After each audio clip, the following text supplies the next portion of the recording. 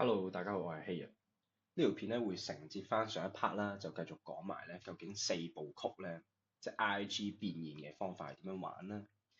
咁頭先咧已經講咗咧，就係 step one、step two 咁樣嘅。咁如果你未睇咧，就唔該睇咗 part one 先啦。咁呢條片咧會教埋咧，就係即係點樣唔靠拍 reels 啦，唔做個人 IP，唔做 SEO，唔做營銷漏斗，唔用 Facebook 廣告都可以做到咧由零增長至2至5萬蚊嘅四部曲啦。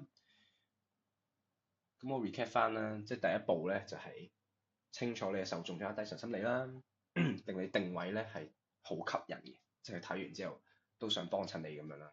另外就係咧將你 IG 打造成銷售頁啦，就係咧提高個轉化率嘅，即係啲人除咗你 follow 你之外咧，其實入到你 IG 要接收更多嘅資訊先會幫襯你啦。咁所以咧你要打造一個銷售頁嘅。咁第三步啦，就係啦 IG Story。咁咧，Google 研究咧就係咧一個客戶咧，其實需要咧11次嘅接觸點咧，先會幫襯你嘅。OK，即係咧，其實咧石器時代入邊咧，就係咧啲人會以為你落廣告咧就會逼到個人幫襯啦。其實咧，人類咧喺呢個現代社會咧就唔係傻嘅，即係咧佢唔會見完你嘅廣告咧1秒內咧就決定咧，或者見到你嗰啲咩倒計時嗰啲咧就好驚啊，名額有限啊，快啲搶啦咁樣。咁如果你做呢啲生意咧，就即係祝你好運啦，因為好難做嘅。咁咧 Google 都話咧，其實咧你係需要一啲內容咧去到說服個客戶嘅，即係點解佢話11次接觸點咧？就因為咧佢睇完你第一次唔會買啊嘛，咁咪即係睇第二次、第三次、第四次、第五次、第六次咯。咁點樣最容易做到呢一個效果咧？就係你要咧持續咁教育佢。啲人成日話咩教育啊，係咪就係即係寫好多咧 Google 都揾到嗰啲資訊啊、啲知識點咧？其實就唔係嘅，你即係咧用 IG 咧係最容易做呢個做法嘅，就係嗰個 touch point 點樣嚟咧？得有兩個方法，第一咧就係 IG boost post 啦，即係咧你寫完個 post 去 boost 佢嘅，佢就會不斷咁樣 feed 翻俾咧有興趣嘅人。尤其咧如果佢未 follow 你嘅話咧，其實你個客戶係不斷見到你廣告咧，即係假設佢撳入你個 profile 之後啦，即係撳過你廣告咁樣。咁另外咧，如果佢 follow 咗你啦，就係你嘅 IG story 咧係持續咁說服佢嘅。咩意思咧？就係咧你見到我咧，其實咧我成日都喺 IG 嗰度咧，好似講經啊，又或者分享一啲心得咁樣。其實你每次睇完我嘅 story 之後咧，就更加覺得咧，其實咧我個服務個價值咧係好啱你啦，或者咧你覺得咧，其實咧你好信任呢一個人，因為咧我不斷咁樣咧就喺即係 story 嗰度咧製造呢個11次接觸點嘅機會啦，再加埋我啲 boost post 啊各樣，你就會覺得咦點解成日都見到阿希嗰啲嘢嘅咁樣，就係因為咁樣啫。咁咧除咗即係頭先話10個 touch point 啦，咁有啲咩人係會即係覺得做呢一樣嘢係好難咧？就係咧，如果你淨係投放啲時間拍 reels 而你唔出 story 嘅話，咁當然係好難嘅，因為咧拍一條 reels 要好耐啊嘛，即係你整一個 reels 啊，整個 post 可能咧起碼要1個鐘。有啲客戶咧以前拍 reels 佢話咧剪片啊、上字幕啊、諗橋啊，出去場地度拍啦，係搞咗8個鐘咁樣啦。咁但係咧 story 咧，其實咧我熟啦，我自己咧我用1分鐘已經出到個 story。有啲人咧可能5分鐘啦，正常嚟講，其實咧5分鐘嘅效果咧，其實同你出一條 reels 咧係冇咩分別嘅，講真，即係你亦都係製造到一個 touch point 出嚟嘛。頭先都話咧11個接觸點啊嘛。咁所以就係啦，你 follow 咗你之後咧，你要提佢你存在啦，你服務咧究竟幫嗰啲咩人啊？你賣嘅產品啱啲咩人啊？有咩成功案例啊？跟住咧有啲咩新出嘅產品等等咧，其實咧好多咧都可以用 IG Story 去到轉發嗰啲客戶，係好有效嘅。即係我過往 manage 嘅公司啦，或者我幫嘅人啦，好多都係咧用 Story 已經做到好好嘅成績啦，就唔使成日出 reel，成日出 post。所以就話點解呢個方法係簡單同埋輕鬆啦？就因為咧 Story 已經做到大部分嘅效果。咁出 story 有咩秘訣咧？就係咧，你有一個清晰嘅內容框架啦，令你根本唔需要思考就可以出 story。我自己咧有啲 story 咧，我係即係行路嗰陣諗到，咦呢個idea 幾得意，我就抄低佢啦。我有個 notepad 咁樣。咁到我真係出嗰陣咧，我就喺呢一啲 idea 嗰度撈翻出嚟咁簡單嘅啫。同埋咧，我已經係一個內容框架啦。我每一次咧都係跟住呢啲角度去諗啦，令到我咧幾乎唔使思考咧就出到 story。即係點解啲人話唔知出咩？就因為咧你冇一個內容框架。好多人咧 story 觸及率好低嘅，我會解釋下點解。因為咧你嘅 story 根本唔吸引。咩意思啊？就係你每一次出 story 就係話咩？新貨上架啦，快啲嚟搶啦！今次咧冬天限定優惠啊，名額有限啊，最後幾個咁樣啦。或者咧幾多號買之前有8折，因為咧你全部咧都係嘗試去到 sell 爆咗你嗰啲 followers 啊。你基本上咧係完全咁樣咧透支晒佢哋對你嗰個信任嘅，係啦，即係咩意思咧？就係咧，佢每一次開你 story，佢淨係見到你瘋狂 sell 嘢嘅啫。咁一個正常嘅人睇 IG 係碌下，跟住唔係好想用腦噶嘛。咁但係咧，你係咁叫佢買嘢咁樣啦，咁佢咪會覺得你係 hard sell 咯。你咪長遠嚟講咧，佢唔會再睇你 story，所以你嗰個觸及率咪好低咯。咁呢啲有方法去到解救嘅，即係你改一改內容策略之後，慢慢咧其實嗰個觸及率真係會越嚟越進步啦。一般人咧，店主咧係只係觸及到30%都唔夠嘅 followers 啊，就算你出 post 都係嘅有陣時，因為咧啲人已經唔想再睇你嘅 post 啦，或者唔想再睇你嘅 story 啦，或者甚至乎唔想再睇你嘅 reels 啊，就因為咧你已經係即係不斷咁 hard sell 佢哋啦。咁你要做嘅嘢係咩咧？展現出咧你嘅生意背後真係有運作，即係譬如你係 IG 賣蠟燭先算啦，唔該你講一講咧，就係你日常咧點樣去即係砌嗰啲貨啊，或者咧介紹下你嘅 product 啦，你就唔好咧一嚟咧就叫買咁樣啦，因為咧你會透支晒佢哋嘅信任。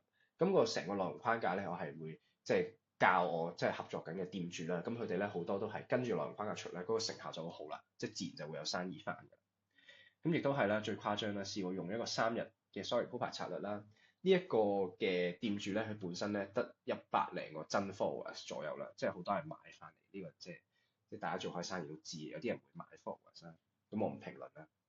咁但係咧，佢咧真 followers 100幾個啦，佢用咗3日嘅鋪排策略咧，已經係變現咗2萬蚊以上。佢係賣咗一個高單價嘅服務或者課程之類咁樣啦，咁已經係成功咗。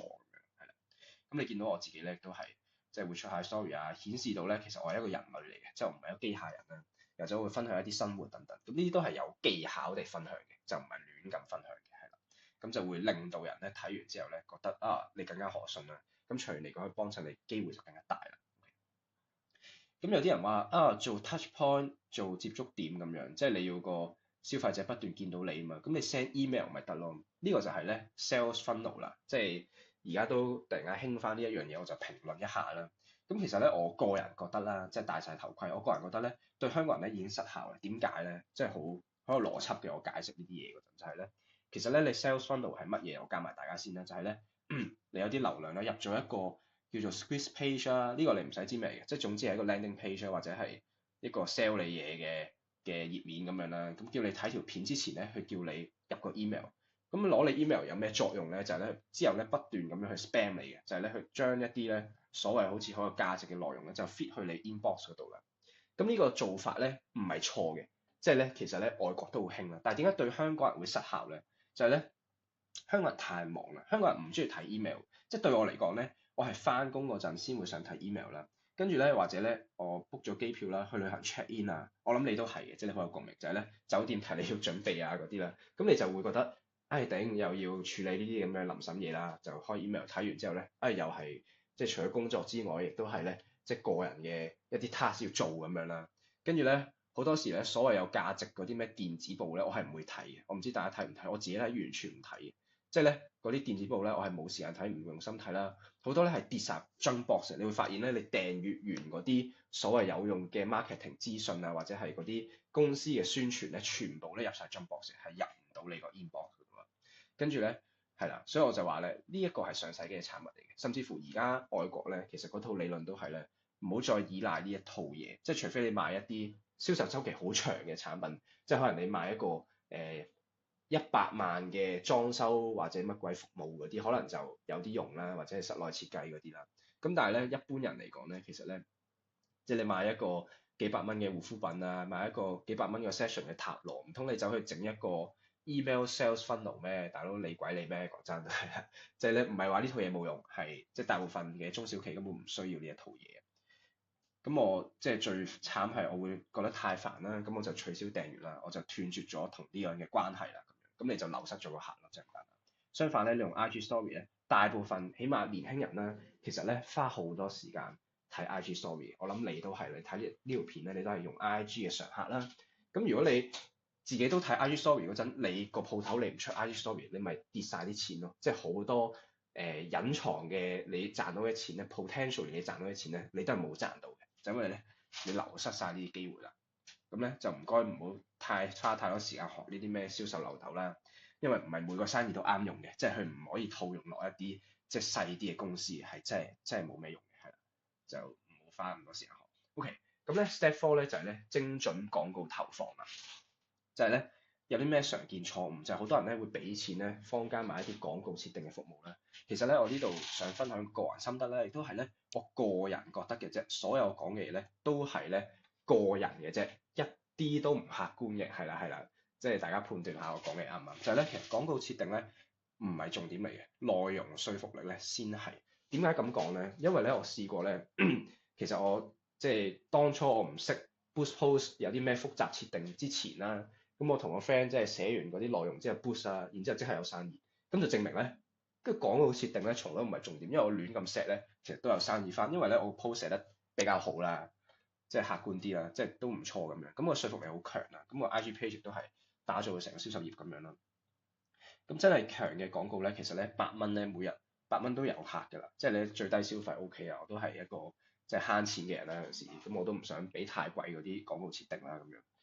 咁你會見到啦，即係有圖有真相啦。譬如話我呢一個廣告咧，我落咗6嚿水啫喎，6嚿水咧已經有80幾個人 follow 啦，同埋咧每次人 click 入嚟咧只需要1.07啦，呢個仲誇張，落咗8嚿水啦，跟住有83個 follow，每次人 click 入嚟咧只需要6毫子嘅啫，係啦，有1000幾個人 click 過嚟。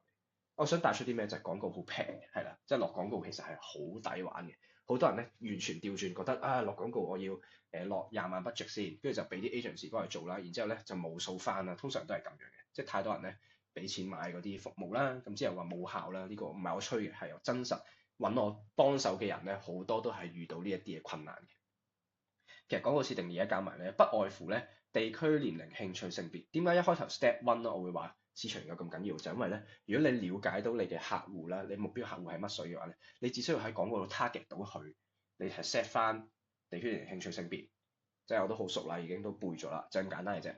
咁咧，大部分教 marketing 嘅人咧，都中意咧簡單複雜化嘅。佢因為咧，即係呢個係心理，我自己做 marketing 我都知啦。你講得越講得越複雜咧，佢就即係啲客咧就覺得越需要幫襯啦。即係可能你自己作為個店主都係，哇嗰啲 Facebook 廣告設定咁難嘅，等我俾錢揾人解決先。呢個就係你嘅心態。但係咧，我好即係我個人咁同你講啦，就係咧 Facebook 廣告咧唔需要學嘅，係啦。即係如果你今日未有5萬蚊，你未有持續盈利5萬咧，就唔好掂 Facebook 廣告，因為太複雜啦。即係唔好嘗試去令自己咁挫敗先啦。你唔該，你真係學咗 IG Boost Post 點樣用先，OK？咁其實咧都已經足夠令你起動㗎啦。咁點解轉化唔到咧？有啲人話哦，係咪因為IG 啲廣告啊唔夠精準啊，跟住唔夠多數據睇，所以就轉化唔到？其實咧，我好坦白同你講，唔係因為咧平台問題，唔係因為設定問題，係因為你寫內容嗰陣寫得唔夠好啦。呢個從來都係啦。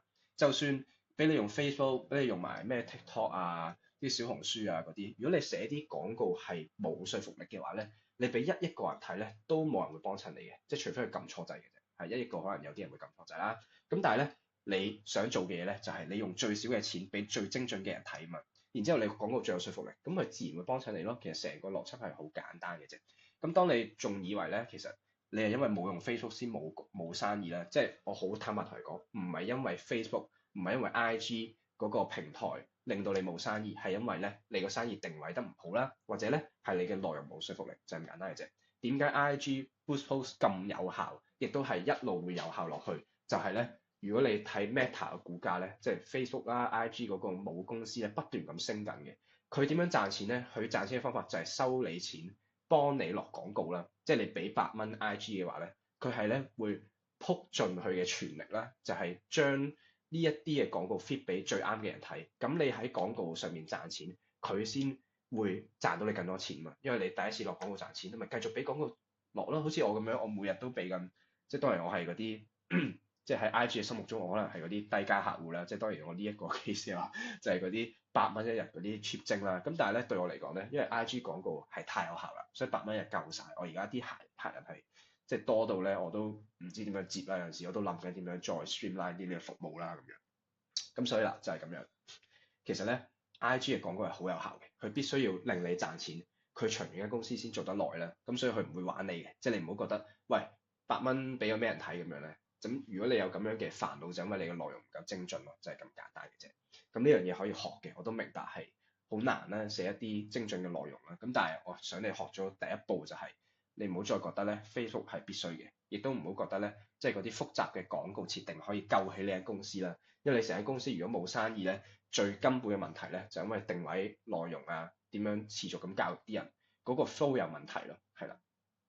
咁點樣改善就係你唔該 step one to step four 啦，你即係真係學識點樣去做一個定位啦，點樣掌握市場研究啦，點樣做銷售頁啦，同埋點樣喺 IG story 轉翻佢哋啦，跟住咧同埋咧就係廣告精準投放，同埋咧唔好認為咧一啲銷售漏斗咧就可以打救咗你嘅生意，因為呢啲好複雜嘅嘢咧，其實往往咧令到你好長時間學啦，最後個效果係麻麻地嘅，係啦，你反而應該用嗰啲輕鬆同簡單嘅方法。